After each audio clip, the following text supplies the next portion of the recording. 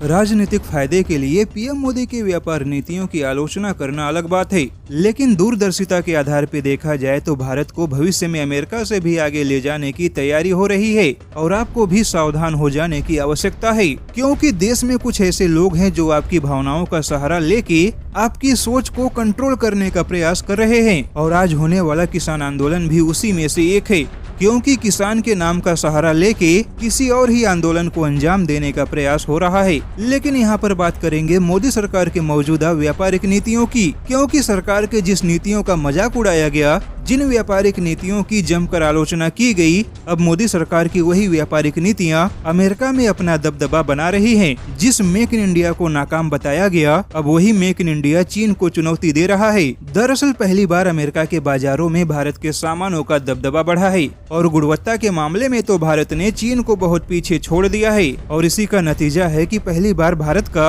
America को होने वाले निर्यात में 14.2% का इजाफा हुआ है, जबकि इसके उलट अमेरिका का भारत में होने वाले निर्यात में 20.1% की गिरावट आई है। और अमेरिका में भारत के सामानों को काफी पसंद किया जा रहा है, जिससे यह पता चलता है कि पुरानी सरकारों के समय में आयातक देश की पहचान रखने वाला भारत तेजी से दुनिया में निर्यातक देशों की लिस्ट में शामिल हो रहा है। और दुनिया में भारत का निर्यात बढ़ने की वजह से ही भारत का विदेशी मुद्रा भंडार नए रिकॉर्ड बना रहा है। पहले हथियारों की खरीदारी करने वाला भारत अब हथियार बेचने के रास्ते पे आगे जा रहा है। और पहली बार भारत के व्यापारिक नीतियों से घबराया हुआ चीन भारत के खिलाफ WTO में जाने की धमकियां देता है। सऊदी अरब से लेके दुबई और अमेरिका से लेके यूरोपीय यूनियन के निवेशक भारत में पैसा लगा रहे हैं, क्योंकि उन्हें मालूम है कि भारत के फंडामेंटल काफी मजबूत हैं, जिससे कि भारत तेजी से आगे जाने वाला है। लेकिन कुछ लोग केवल अपने फायदे के लिए देश में ही भ्रम फैलाने का काम कर रहे हैं।